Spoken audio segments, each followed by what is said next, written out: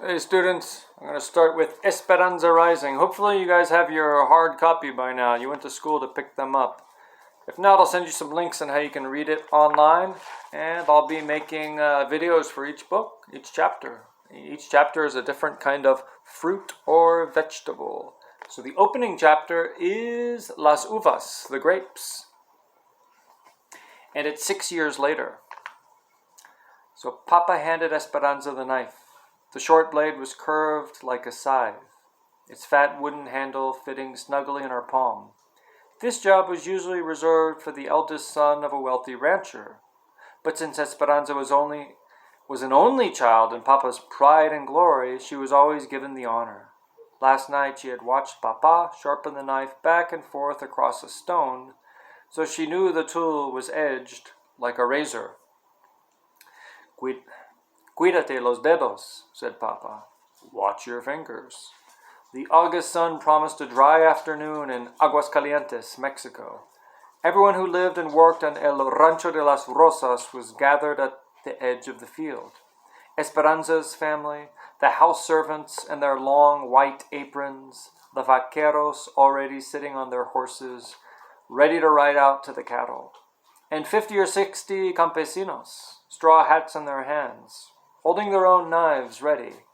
They were covered top to bottom in long-sleeved shirts, baggy pants tied at the ankles with string, and bandanas wrapped around their foreheads and necks to protect them from the sun, dust, and spiders. Esperanza, on the other hand, wore a light silk dress that stopped above her summer boots, and no hat. On top of her head, a white satin ribbon was tied in a big bow, the tails trailing in her long black hair. The clusters were heavy on the vine and ready to deliver. Esperanza's parents, Ramona y Sixto Ortega, stood nearby. Mama, tall and elegant, her hair in the usual braided wreath that crowned her head, and Papa, barely taller than Mama, his graying mustache twisted up at the sides. He swept his hand toward the grapevine, signaling Esperanza. When she walked towards the arbors and glanced back at her parents, they both smiled and nodded, encouraging her forward.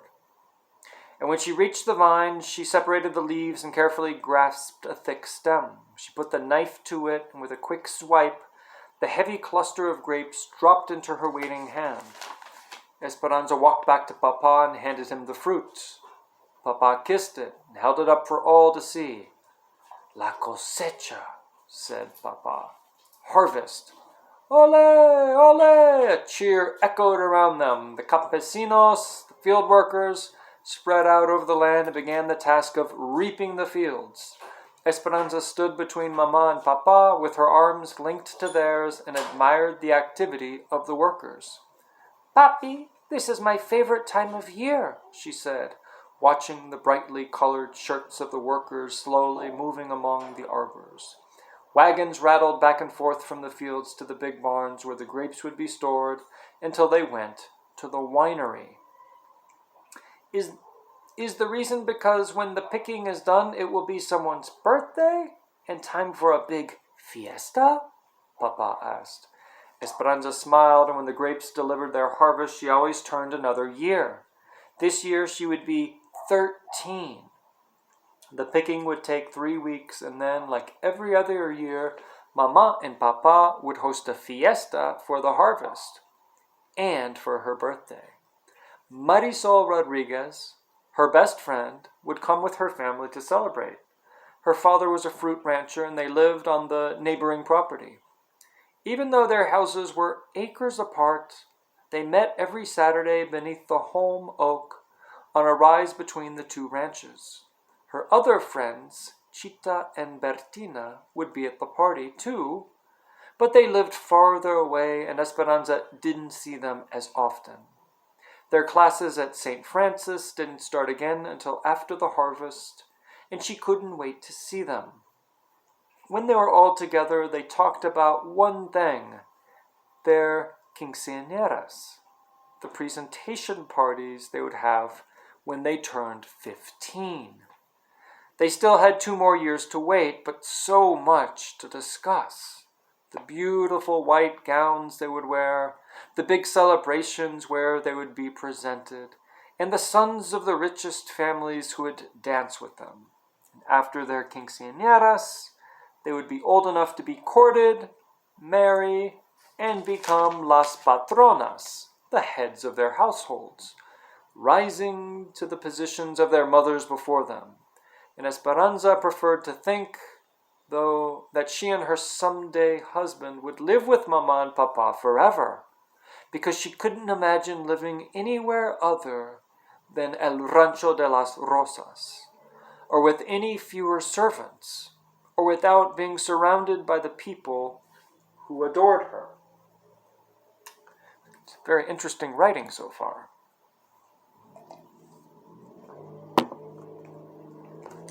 It had taken every day of 3 weeks to put the harvest to bed, and now everyone anticipated the celebration. Esperanza remembered Mama's instructions as she gathered roses from Papa's garden. Tomorrow, bouquets of roses and baskets of grapes on every table. Papa had promised to meet her in the garden, and he never disappointed her. She bent over to pick a red bloom, fully opened, and pricked her finger on a vicious thorn. Big pearls of blood pulsed from the tip of her thumb, and she automatically thought, bad luck. She quickly wrapped her hand in the corner of her apron and dismissed the premonition. Then she cautiously clipped the blown rose that had wounded her. Looking toward the horizon, she saw the last of the sun disappear behind the Sierra Madre. Darkness would settle quickly, and a feeling of uneasiness and worry nagged at her. Where was Papa? He had left early that morning with the vaqueros to work the cattle, and he was always home before sundown, dusty from the mesquite grasslands, and stamping his feet on the patio to get rid of the crusty dirt on his boots. Sometimes he even brought beef jerky that the cattleman had made, but Esperanza always had to find it first, searching his shirt pockets while he hugged her. Tomorrow was her birthday, and she knew that she would be serenaded at sunrise. Papa and the men who lived on the ranch would congregate below her window, their rich, sweet voices singing Las Mañanitas, the birthday song. She would run to her window and wave kisses to Papa and the others, and then downstairs she would open her gifts. In house time, you guys have to sing to me Las Mañanitas, March 27th, my birthday.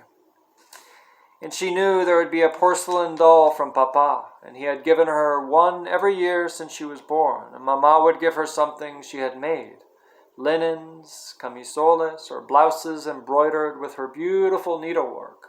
The linens always went into the trunk at the end of her bed for algún día, for some day. Esperanza's thumb would not stop bleeding.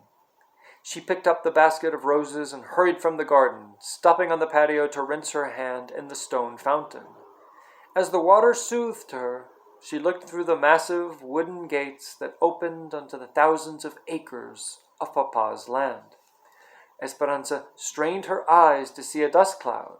That meant riders were near and that Papa was finally home. But she saw nothing. In the dusky light, she walked around the courtyard to the back of the large abode and wood house. There she found Mama searching the horizon too. Mama, my finger, an angry thorn stabbed me, said Esperanza. Bad luck, said Mama, confirming the superstition, but she half smiled. They both knew that bad luck could mean nothing more than dropping a pan of water or breaking an egg. Mama put her arms around Esperanza's waist, and both sets of eyes swept over the corrals, stables, and servants' quarters that sprawled in the distance. Esperanza was almost as tall as Mama, and everyone said that she would someday look just like her beautiful mother. Sometimes when Esperanza twisted her hair on top of her head and looked in the mirror, she could see that it was almost true. There was the same black hair, wavy and thick, same dark lashes and fair, creamy skin. But it wasn't precisely Mama's face, because Papa's eyes were there too, shaped like fat, brown almonds. He's just a little late, said Mamma. A part of Esperanza's mind believed her, but the other part scolded him. Mamma, the neighbors warned him just last night about bandits. Mamma nodded and bit the corner of her lip in worry. They both knew that even though it was 1930 and the revolution in Mexico had been over for 10 years, there was still resentment against the large landowners. Change has not come fast enough, Esperanza. The wealthy still own most of the land, while some of the poor have not even a garden plot. There are cattle grazing on the big ranches, yet some peasants are forced to eat cats. Papa is sympathetic and has given land to many of his workers. The people know that. But, Mama, do the bandits know that? I hope so, said Mama quietly. I have already sent Alfonso and Miguel to look for him. Let's wait inside. So we know a couple things. They're very wealthy. They have a monstrous ranch. They're aristocratic. And in Mexico, there has just been a revolution not long ago. And just if you jump up to the United States, we have the Great Depression, which we're going to study. So hold on. Tea was ready in Papa's study, and so was Abuelita. Come, mi nieta, my granddaughter, said Abuelita, holding up yarn and crochet hooks. I am starting a new blanket, and will teach you the zigzag. Esperanza's grandmother, whom everyone called Abuelita, lived with them and was a smaller, older, more wrinkled version of Mama. She looked very distinguished, wearing a respectable black dress, the same gold loops she wore in her ears every day, and her white hair pulled back into a bun at the nape of her neck. But Esperanza loved her more for her capricious ways than for her propriety. Abuelita might host a group of ladies for a formal tea in the afternoon, then after they had gone, be found wandering barefoot in the grapes with a book in her hand, quoting poetry to the birds.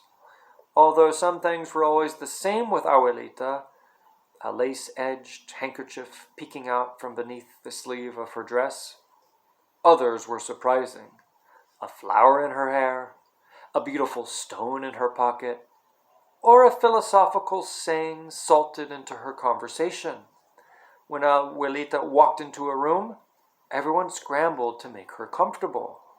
Even Papa would give up his chair for her.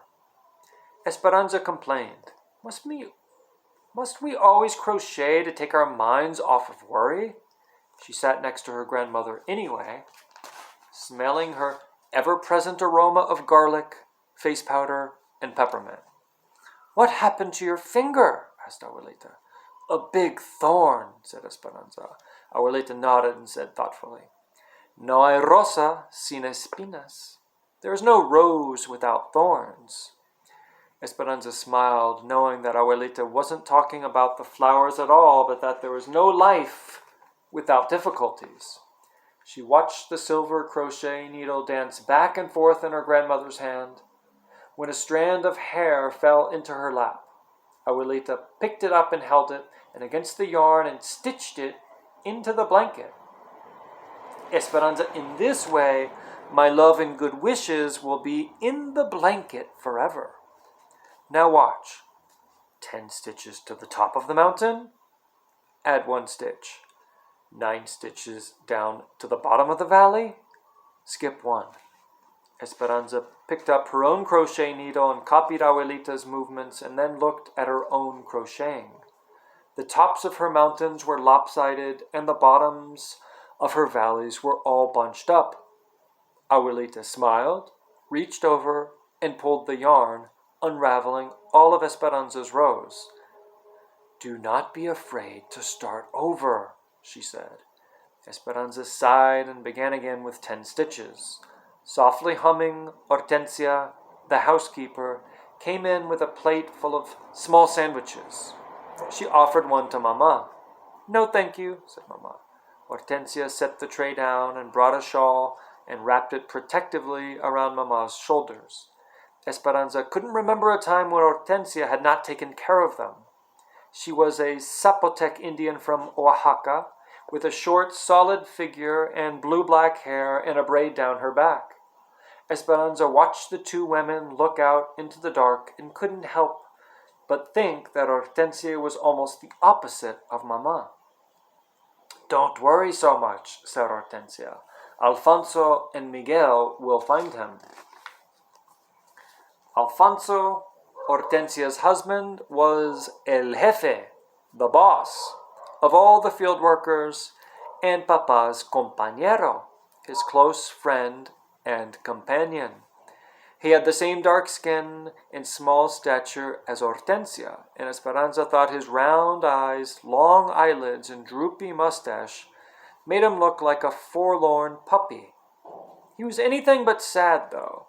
He loved the land as Papa did, and it had been the two of them working side by side who had resurrected the neglected rose garden that had been in the family for generations. Alfonso's brother worked in the United States, so Alfonso always talked about going there someday. But he stayed in Mexico because of his attachment to Papa and El Rancho de las Rosas.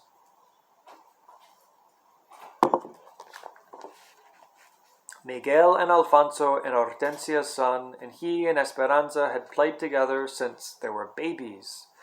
At 16, he was already taller than both of his parents. He had their dark skin and Alfonso's big, sleepy eyes and thick eyebrows that Esperanza always thought would grow into one. It was true that he knew the farthest reaches of the ranch better than anyone. But since Miguel was a young boy, Papa had taken him to parts of the property that even Esperanza and Mama had never seen. When she was younger, Esperanza used to complain, "Why does he always get to go and not me?" Papa would say, "Because he knows how to fix things and he's learning his job." Miguel would look at her, and before riding off with Papa, he would give her a taunting smile. But what Papa said was true, too. Miguel had patience and quiet strength and could figure out how to fix anything.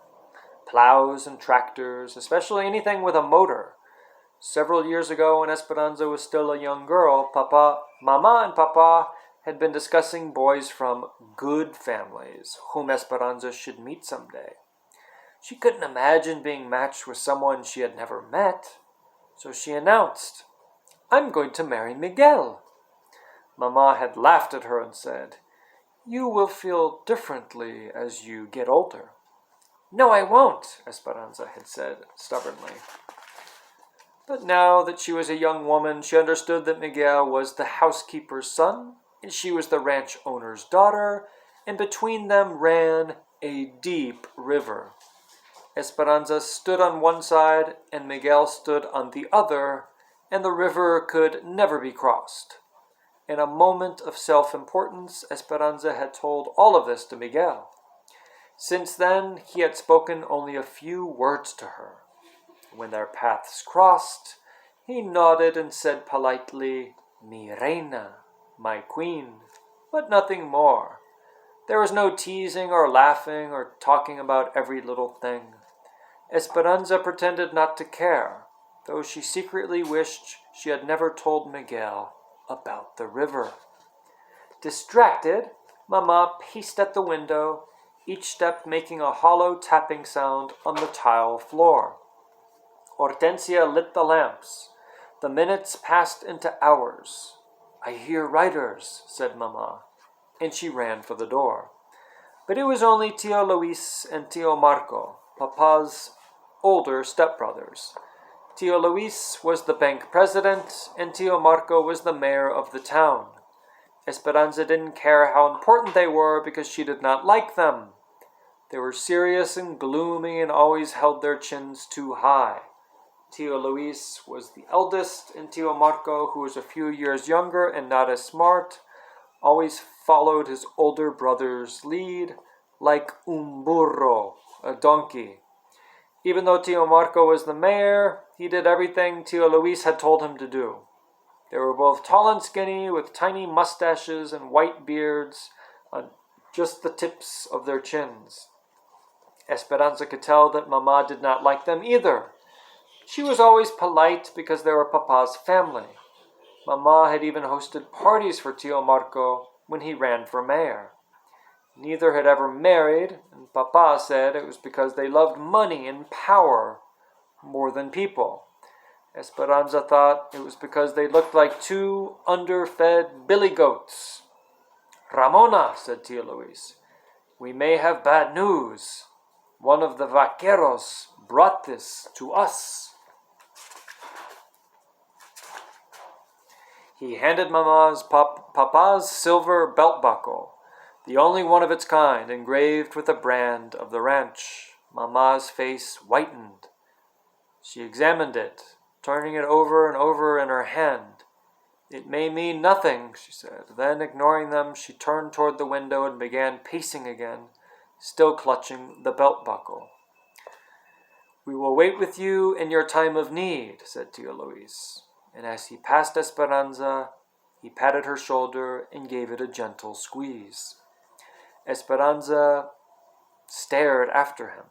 In her entire life, she couldn't remember him ever touching her. Her uncles were not like those of her friends. They never spoke to her, played, or even teased her. In fact, they acted as if she didn't exist at all. And for that reason, Tio Luis's sudden kindness made her shiver with fear for Papa. Abuelita and Hortensia began lighting candles and saying prayers for the men's safe return. Mama, with her arms hugging her chest, swayed back and forth at the window, never taking her eyes from the darkness. They tried to pass the time with small talk, but their words dwindled into silence. Every sound of the house seemed magnified. The clock ticking, someone coughing, the clink of a teacup. Esperanza struggled with her stitches. She tried to think about the fiesta and all the presents she would receive tomorrow.